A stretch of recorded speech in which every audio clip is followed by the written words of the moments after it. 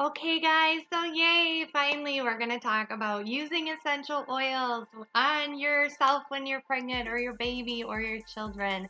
I'm going to give you some safety tips and just some common sense ideas and ways to use them safely. I'm going to talk a little bit about some of the fear that is out there and kind of try to shed some light on that and give you some of the facts about that.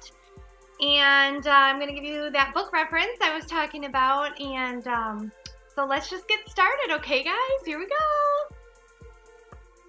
Okay, guys, so to start off, I have to say, I am not a doctor. I'm not here to diagnose or treat or prescribe. So please make sure you talk to your pediatrician, your OBGYN, or your doctor to make sure that they feel that it is safe for you to use oils on yourself or your baby.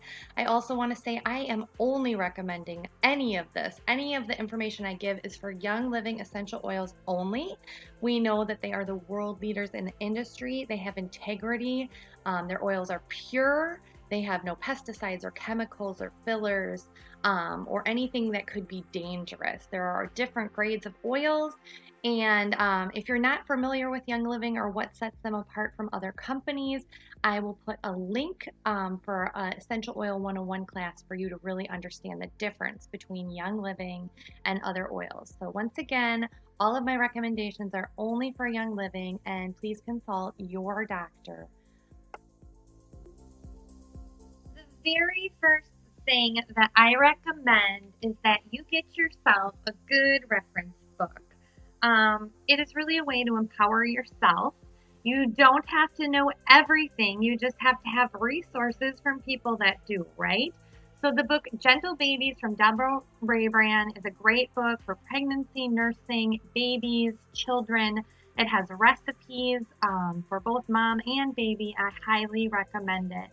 Another reference guide that I highly recommend is the Essential Oils Pocket Reference Guide from Life Science Publishing.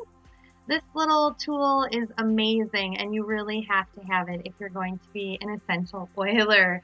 It has from A to Z different conditions and then oil recommendations to make it as easy as going to a book and looking something up. You can figure out which oils you need. This is more for adults, but it's a great reference book. I highly recommend it. So, for safety, when using essential oils with children, it is always wise to dilute them in a carrier oil like coconut oil, organic olive oil, grapeseed oil, some kind of fatty vegetable oil. And these rates may vary between different references that you look, but this is a pretty standard, good range to go. Is in a 10 milliliter roll-on bottle, you would do 1 drop for a newborn, 1 to 2 drops for a 2 to 6 month old, 1 to 3 drops for a 6 to 12 month old, and 4 to 8 drops for 1 to 4 years old. And I always suggest start with less, less. See how your kid responds. You might only need 1 drop in 10 milliliters for a 4-year-old, right? So use less. Here's another ratio showing you kind of a 10 milliliter drop. This one is a little more conservative. And hey, like I said, be conservative if you want. A little oil goes a long way. And when we're talking about babies, we want this super duper diluted, right? Baby skin is super permeable and they are more sensitive than us. You don't have to be afraid to use oils, but you just need to use them in a proper way by diluting them. Now I'm just going to give some common sense oil tips here. Like I said, you need to talk to your doctor, right? You need to dilute with a carrier oil. Start slow. Try diffusing first, okay? And maybe that's enough and it's super diluted and you're breathing it in and your child's breathing it in. Slowly move to topical application.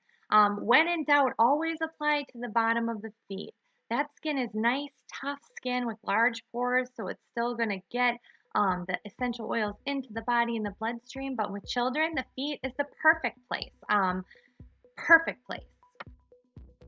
Baby's feet is just a super safe and easy way to use the oils.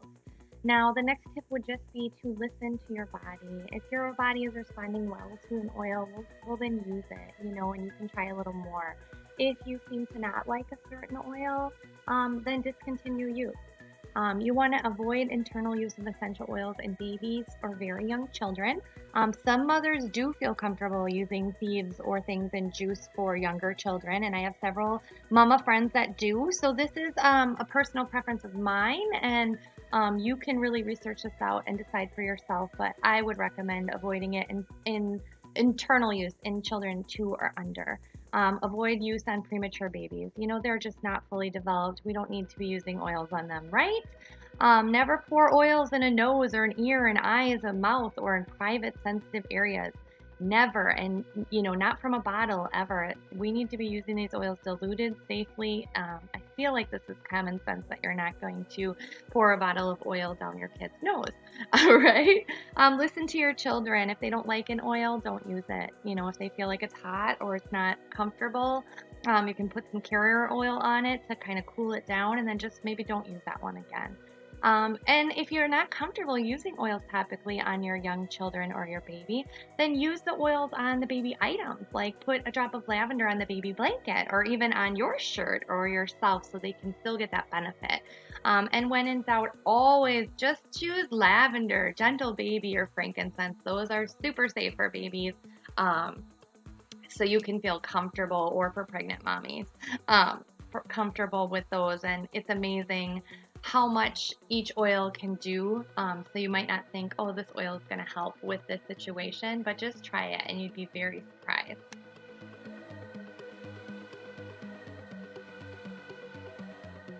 Now you may be asking yourself, what would I use essential oils on my baby for, right? And my next video is going to be products by Young Living, oil-infused products that are recommended for babies. And then the video after is going to be essential oil-infused products for mamas, right? But right now I'm just going to say you can make natural baby wipes. Amazing teething cream, all natural, that works amazing and is going to save you, mama, I swear.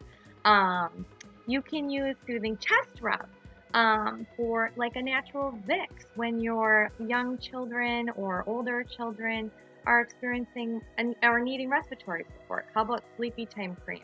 Your kids aren't sleeping through the night. You can make some sleepy time cream and apply some to the bottom of their feet. Or this is Lennon's favorite, the boo-boo cream. You know, they get an owie, scrape, burn, scratch. Put it on. It's like natural Neosporin. The Bye Bye Bite roll-on. You know, mosquito bites, bee bites, things like that. You know, just soothing their little skin.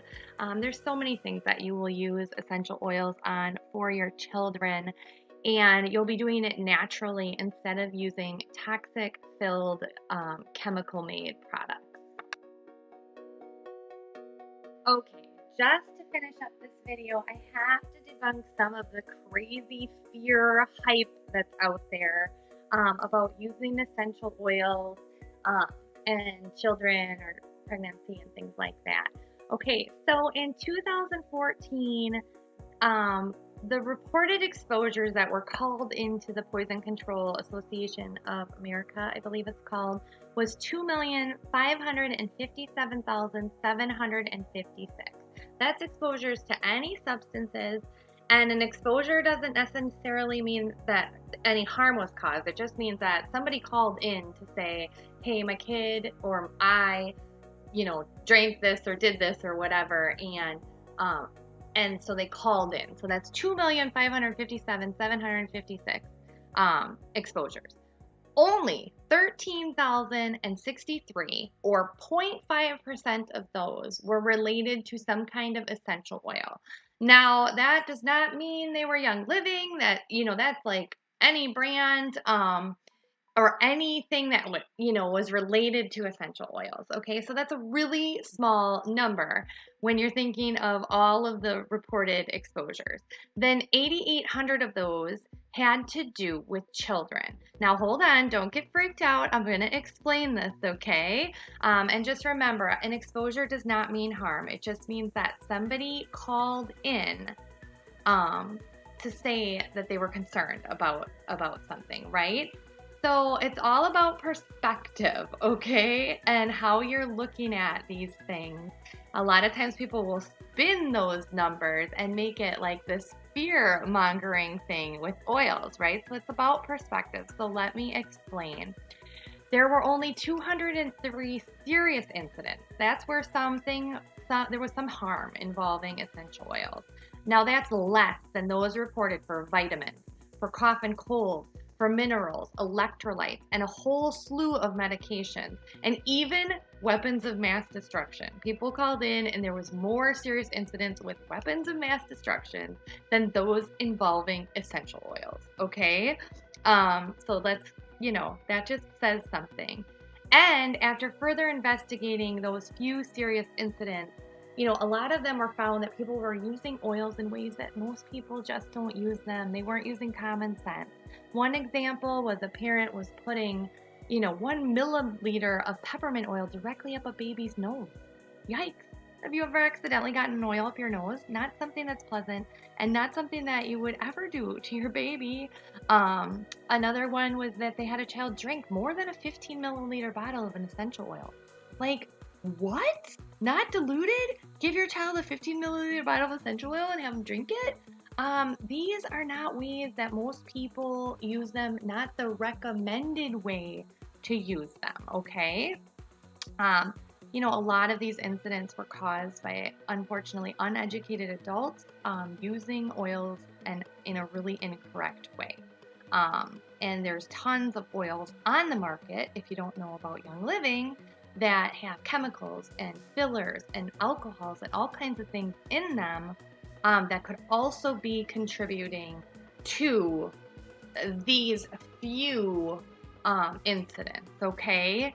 So you have to keep that in mind. You just have to be wise and use common sense, and you'll be one of the many safe and happy oil using families.